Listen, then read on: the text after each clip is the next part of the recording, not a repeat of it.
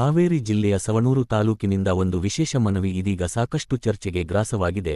Azad Hind Muslim unity ಸಂಸ್ಥಾಪಕ ಅಧ್ಯಕ್ಷರಾದ Shri M ಕಾಲೆಬಾಗ ಅವರು ಗೋ ರಕ್ಷಕ ಪುನೀತ್ ಕೆರೆಹಳ್ಳಿ ಹಾಗೂ ಅವರ ಸಂಗಡಿಗರಿಗೆ ಮಹತ್ವದ ಸಲಹೆ ಮತ್ತು ಮನವಿಯನ್ನು ಮಾಡಿದ್ದಾರೆ. ಗೋ ರಕ್ಷಣೆಗೆ ಸಂಬಂಧಿಸಿದಂತೆ ಕರ್ನಾಟಕದ ಹಲವೆಡೆಗಳಲ್ಲಿ ಪುನೀತ್ ಕೆರೆಹಳ್ಳಿ ಮತ್ತು ತಂಡ ಕಾರ್ಯಾಚರಣೆ ನಡೆಸುತ್ತಿದ್ದು, ಜೀವದ ಹಂಗು ತೊರೆದು ಗೋಮಾತೆಯ ರಕ್ಷಣೆ ಮಾಡುತ್ತಿದ್ದಾರೆ ಎಂದು ಅಭಿನಂದನೆ ಸಲ್ಲಿಸಿದರು. ಆದರೆ ವಾಹನಗಳನ್ನು ಅಡ್ಡಗಟ್ಟಿ ಜಾನುವಾರುಗಳನ್ನು ರಕ್ಷಿಸುವ ಸಂದರ್ಭಗಳಲ್ಲಿ ಕೂಲಿ ಕಾರ್ಮಿಕರು ಮತ್ತು ಕಾರ್ಯಕರ್ತರ ಜೀವಕ್ಕೆ ಅಪಾಯ ಉಂಟಾಗುವ ಘಟನೆಗಳು ನಡೆಯುತ್ತಿವೆ ಎಂದು ಹೇಳಿದರು. ಇದಕ್ಕಾಗಿಯೇ ಒಂದು ಹೊಸ ಸಲಹೆಯನ್ನು ಮುಂದಿಟ್ಟಿರುವ ಎಂ ಕಾಲೆಬಾಗ ಅವರು ಕರ್ನಾಟಕದ ಎಲ್ಲಾ ಜಾನುವಾರು ಸಂತೆಗೆ ನೇರವಾಗಿ ಭೇಟಿ ನೀಡಿ ವ್ಯಾಪಾರಿಗಳಿಗೆ ಗೋವುಗಳನ್ನು ಕಸಾಯಿಖಾನೆಗೆ ಮಾರಬಾರದು ಎಂದು ಮನವರಿಕೆ ಮಾಡಬೇಕು ಎಂದು ಮನವಿ ಮಾಡಿದ್ದಾರೆ. ಹಾಗೆ ಗೋವುಗಳನ್ನು ರಕ್ಷಿಸಲು ಬಯಸಿದರೆ ತಾವೇ ಖುದ್ದಾಗಿ ಖರೀದಿ ಮಾಡಿ ಗೋಶಾಲೆಗಳಿಗೆ ಸಾಗಿಸುವ ಕೆಲಸ ಮಾಡಬೇಕು ಎಂದು ಸಲಹೆ ನೀಡಿದ್ದಾರೆ. ಬಡ ಕೂಲಿ ಕಾರ್ಮಿಕರ ವಾಹನಗಳನ್ನು ಹಿಂಬಾಲಿಸಿ ತೊಂದರೆ ಕೊಡುವುದಕ್ಕಿಂತ ರೈತರಿಂದಲೇ ಜಾನುವಾರುಗಳನ್ನು ಖರೀದಿ ಮಾಡಿ ರಕ್ಷಣೆ ಮಾಡುವುದು ಉತ್ತಮ ಮಾರ್ಗ ಎಂದು ಅಭಿಪ್ರಾಯ ವ್ಯಕ್ತಪಡಿಸಿದರು. ಈ ಕುರಿತಂತೆ ಪುನೀತ್ ಕೆರೆಹಳ್ಳಿಗೆ ಹಲವು ವಿಚಾರಗಳನ್ನು ಮನವಿ ಮೂಲಕ ತಿಳಿಸಿರುವುದಾಗಿ ಹೇಳಿದ್ದಾರೆ. ಇನ್ನಷ್ಟು ಮಾಹಿತಿಗಾಗಿ ಕೇಳೋಣ ಅವರ ಮಾತುಗಳನ್ನು. ಮುನ್ನಾಗೌಡಗೇರಿ, ಪವರ್ ಟೈಮ್ಸ್ ನ್ಯೂಸ್, ಹಾವೇರಿ. ನಮಸ್ಕಾರ, ನಾನು ಮೊಹಮ್ಮದ್ ಸಾಬ್ ಕಾಲೆಬಾಗ್, ಆಜಾದ್ ಹಿಂದ್ ಮುಸ್ಲಿಂ ಸಂಘಟನೆಯ ಸಂಸ್ಥಾಪಕ ಅಧ್ಯಕ್ಷ, ಹಾವೇರಿಯಿಂದ. ಈ ನಮ್ಮ ಕರ್ನಾಟಕ ರಾಜ್ಯದ ಬಸವ ಕಲ್ಯಾಣದ ಶಾಸಕರು ಮತ್ತು ತಮ್ಮನ್ನ ಗೋ ರಕ್ಷಕರಂತ ಹೇಳಲಿಕ್ಕೆ ಬಯಸ್ತಕ್ಕಂತಹ ಶರಣು ಸಲ್ಗಾರ್ ಅವರಿಗೆ ತಮ್ಮ ನಿನ್ನೆ ಬಂದಿರತಕ್ಕಂತಹ ಒಂದು ಫೇಸ್ಬುಕ್ ಐಡಿಯಲ್ಲಿ ವಿಚಾರಗಳನ್ನ ನಾವು ಕೂಡ ಗಮನಿಸಿದ್ದೇವೆ. ಹಾಗಾಗಿ ತಮ್ಮಲ್ಲಿ ನಾವು ಕೆಲವೊಂದು ಸಲಹೆಗಳನ್ನ ಹೇಳಲಿಕ್ಕೆ ಬಯಸ್ತಾ ಇದ್ದೇವೆ. ಈ ಗೋವುಗಳು ಅತಿ ಹೆಚ್ಚಾಗಿ ಈ ಕಸಾಯಖಾನೆಗಳಿಗೆ ಮತ್ತು ಅಲ್ಪಸಂಖ್ಯಾತ ಮುಸಲ್ಮಾನ್ ಬಾಂಧವರು ತಮ್ಮ ಭೋಜನಕ್ಕಾಗಿ ಹತ್ಯೆಗಳನ್ನು ಮಾಡಿಕೊಂಡು ತಿಂತಕ್ಕಂತಹ ವಿಚಾರ ತಾವೆಲ್ಲ ಪ್ರಸ್ತಾಪ ಮಾಡಿದ್ದೀರಿ. ಅದಕ್ಕೆ ನಾನು ಮೊದಲನೇದಾಗಿ ತಮಗೊಂದು ಸಲಹೆಯನ್ನ ಕೊಡ್ಲಿಕ್ಕೆ ಬಯಸ್ತಾ ಇದ್ದೇನೆ. ಈ ಗೋವುಗಳನ್ನ ತರ್ತಕ್ಕಂತಹದ್ದು ಈ ವ್ಯಾಪಾರಗಳ ಆಗ್ತಕ್ಕಂತಹ ಸಂತೆಗಳಲ್ಲಿ, ಆ ಸಂತೆಗಳಿಗೆ ತಾವು ಹೋಗಿ ಆ ಗೋವುಗಳನ್ನ ಕಸಾಯಿಖಾನೆಗೆ ಹೋಗದಂತೆ ತಡೆಗಟ್ಟಿ ಅಲ್ಲಿಂದನೇ ತಾವು ಆ ವ್ಯಾಪಾರಿಗಳಿಗೆ ಆ ಮುಸಲ್ಮಾನರ ಖರೀದಿಸ್ತಕ್ಕಂತಹ ಬೆಲೆಗಿಂತನೂ ಹೆಚ್ಚಿನ ಬೆಲೆಯಲ್ಲಿ ತಾವು ಖರೀದಿಸಿ ಆ ಗೋವುಗಳನ್ನ ತಾವು ರಕ್ಷಣೆ ಮಾಡ್ಬೇಕಂತ ಹೇಳಿ ತಮ್ಮಲ್ಲಿ ವಿನಂತಿ ಮಾಡ್ಕೊತಾ ಇದ್ದೀವಿ. ಯಾಕೆ ಅಂದ್ರೆ ಈ ಗೋವುಗಳು ಈ ಸಾಗಾಟನೆ ಆಗ್ತಕ್ಕಂತಹ ವಾಹನಗಳಲ್ಲಿ ತಾವು ಅದನ್ನ ಬೆನ್ನಟ್ಟಿ ತಮ್ಮ ಜೀವ ಮತ್ತು ಆ ಅಮಾಯಕರ ಜೀವಗಳಿಗೂ ಕೂಡ ಬೆಲೆ ತತ್ತಬೇಕಾಗಿರತಕ್ಕಂತಹ ಪರಿಣಾಮಗಳು ಬರಬಹುದು. ಈ ನಿಟ್ಟಿನಲ್ಲಿ ತಾವು ಈ ಗೋವಿನ ರಕ್ಷಣೆಯನ್ನ ಸಂಪೂರ್ಣ ಜವಾಬ್ದಾರಿ ಎಲ್ಲಿ ಮಾರುಕಟ್ಟೆಗೆ ಬರುತ್ತದೋ ಅಲ್ಲಿಂದ ತಾವೇ ಆ ಮಾರಾಟಗಾರರಿಂದ, ರೈತರಿಂದ, ಅಲ್ಲಿ ಬರ್ತಕ್ಕಂತಹ ವ್ಯಾಪಾರಸ್ಥರುಗಳಿಂದ ಕಸಾಯಿಖಾನೆಗೆ ಯಾವೆಲ್ಲ ಜಾನುವಾರುಗಳು ಹೋಗುತ್ತವೆ ಅಂತೇಳಿ ತಮಗೆ ತಿಳಿದು ಆ ಗೋವುಗಳನ್ನ ತಾವೇ ರಕ್ಷಣೆ ಮಾಡ್ತಕ್ಕಂಥದ್ದು ಮಾಡ್ಬೇಕಂತೇಳಿ ತಮ್ಮಲ್ಲಿ ವಿನಂತಿ. ಇನ್ನೊಂದು, ತಾವು ಇತಿಹಾಸವನ್ನು ಗೋವಿಗೆ ನೀಡ್ತಕ್ಕಂತಹ ಒಂದು ಪ್ರಮುಖ ವಿಚಾರಗಳನ್ನ ಮಾತಾಡಿದಿರಿ. ಆ ಪ್ರಮುಖ ವಿಚಾರಗಳು ತನಗೆ ನಾವು ಕೂಡ ಗಮನಿಸಿದ್ವಿ. ಆ ಇತಿಹಾಸದಲ್ಲಿ ಆಗಿರ್ತಕ್ಕಂತಹದ್ದು ನಮ್ಮ ಭಾರತ ಸ್ವತಂತ್ರ ಆಗಿರಕ್ಕಿಲ್ಲ ಮತ್ತು ಅಂದಿನಿಂದಲೂ ಕೂಡ ಈ ಗೋವಿನ ಒಂದು ರಕ್ಷಣೆಗಾಗಿ ಹೋರಾಟಗಳು ನಡೆದುಕೊಂಡು ಬಂದಿದ್ದಾವೆ ಅಂತ ಹೇಳಿ ತಾವು ಇತಿಹಾಸವನ್ನ ಮರುಕಳಿಸಿದೆ. ಅದು ಕೂಡ ನಾವು ಇತಿಹಾಸವನ್ನು ನೋಡಿದಾಗ ಸತ್ಯ ಅಂತೂ ಇರಬಹುದು. ಆದರೆ ಅದಕ್ಕೊಂದು ತಮಗೊಂದು ಸಲಹೆಯನ್ನು ಕೊಡ್ಲಿಕ್ಕೆ ಬಯಸ್ತಾ ಇದ್ದೀನಿ.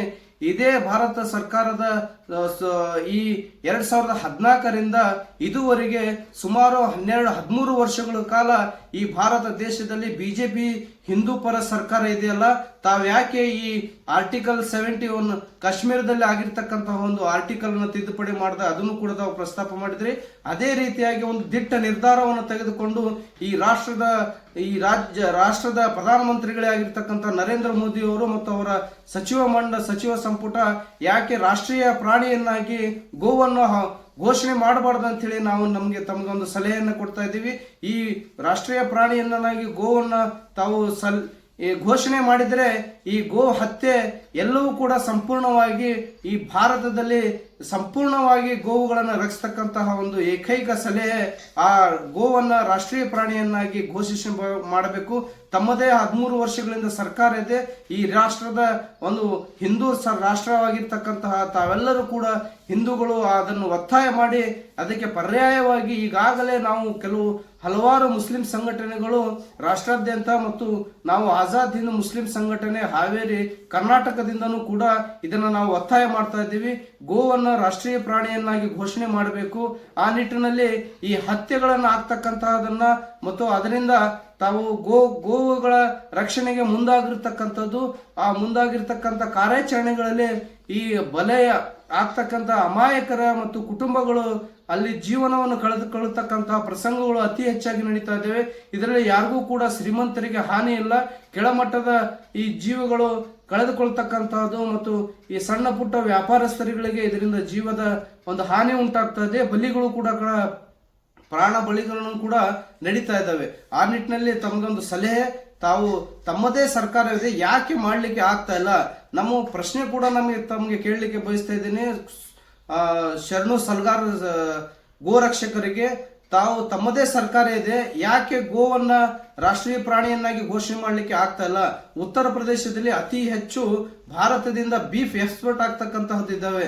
ಸುಮಾರು ಭಾರತದಲ್ಲಿ 6ರಿಂದ 7 ಬೀಫ್ ಎಕ್ಸ್ಪೋರ್ಟ್ಗಳು, ಅಂದ್ರೆ ದೊಡ್ಡ ದೊಡ್ಡ ಕಸಾಯಖಾನೆಗಳು ಲಕ್ಷಾಂತರ ಟನ್ ಗಂಟಲೆ ಹೊರದೇಶಕ್ಕೆ ಹೋಗ್ತಕ್ಕಂತಹ ರಫ್ತನ್ನ ಆ ಗೋವುಗಳನ್ನ ಕಟಾವು ಮಾಡಿ ಅಲ್ಲಿ ಬೀಫ್ ಅಂತ ಹೇಳಿನೇ ಆ ವಸ್ತುಗಳಲ್ಲಿ ಎಕ್ಸ್ಪೋರ್ಟ್ ಮಾಡ್ತಕ್ಕಂತಹ ಕಂಪನಿಗಳು ತಮ್ಮ ಬೀಫ್ ಎಕ್ಸ್ಪೋರ್ಟ್ ಕಂಪನಿಗಳಾಗಿ ಉದ್ಯಮವನ್ನು ನಡೆಸ್ತಕ್ಕಂತಹದ್ದು.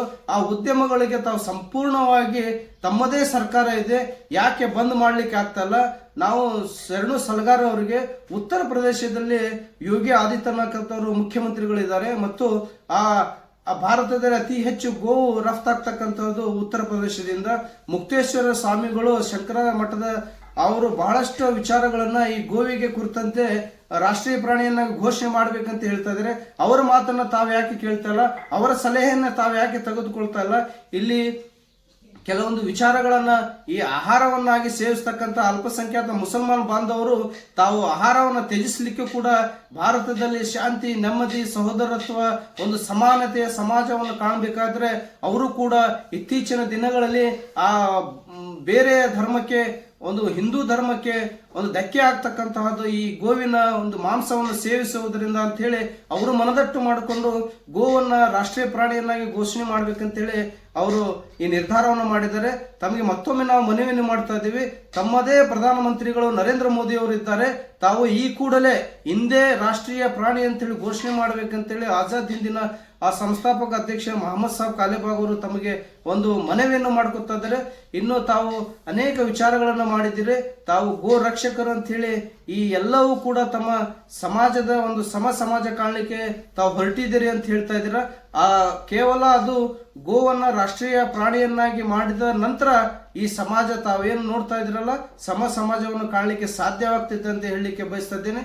ಶರಣು ಸಲ್ಗಾರ್ ಅವರಿಗೆ ಈ ಗೋವಿನ ಇರ್ತಕ್ಕಂತಹ ಒಂದು ರಕ್ಷಣೆಗೆ ತಾವು ತಮ್ಮದೇ ಸರ್ಕಾರದಿಂದ ಒಂದು ಗೋವನ್ನ ರಾಷ್ಟ್ರೀಯ ಪ್ರಾಣಿಯನ್ನಾಗಿ ಘೋಷಣೆ ಮಾಡಬೇಕಂತ ಹೇಳಿ ತಮ್ಮಲ್ಲಿ ವಿನಂತಿ. ಮತ್ತು ಈ ಗೋವುಗಳು ರಾಜ್ಯದಲ್ಲಿ ನಿಷೇಧ ಇದೆ. 2020ರಲ್ಲಿ ತಮ್ಮದೇ ಸರ್ಕಾರ ಬಿಜೆಪಿ ಬಂದ ಮೇಲೆ ಅದನ್ನ ರಾಜ್ಯದಲ್ಲಿ ನಿಷೇಧ ಮಾಡಿದ್ದಾರೆ. ನಿಷೇಧದ ನಡುವೆಯೂ ಇಂಥ ಹತ್ಯೆಗಳು ಆಗ್ತಾ ಇದಾವೆ ಅಂದ್ರೆ ತಾವು ಈ ರಾಷ್ಟ್ರದ ಒಂದು ಪ್ರಾಣಿಯನ್ನಾಗಿ ಘೋಷಣೆ ಮಾಡಬೇಕು. ಈ 2 ಸಲಹೆಗಳು ತಮಗೆ ನಾವು ಶರಣು ಸಲ್ಗಾರ್ ಅವರಿಗೆ, ಗೋರಕ್ಷಕರು ಬಸವ ಕಲ್ಯಾಣದಿಂದ ತಮಗೊಂದು ನಾವು ಸಲಹೆಯನ್ನು ನೀಡಲಿಕ್ಕೆ ಬಯಸ್ತಾ ಇದ್ದೇವೆ.